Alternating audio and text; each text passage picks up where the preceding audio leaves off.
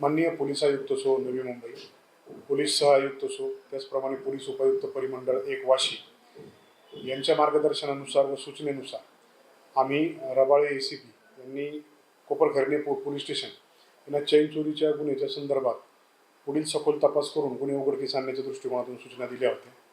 त्या अनुषंगाने वरिष्ठ पोलीस निरीक्षक श्री औदुंबर पाटील, त्याचप्रमाणे पोलीस निरीक्षक गुन्हे श्री उन्मेष थिटे, तसेच गुन्हे प्रकटीकरण पथकाचे सहाय्यक पोलीस निरीक्षक श्री अभिजित मोरे व त्यांची टीम यांनी कोपरखैरणे पोलीस स्टेशन येथील 2 गुन्हे CR नंबर 255 व 555 असे 2 चैन चोरीचे गुन्हे जे आहेत ते उघडकीस आणलेले आहेत।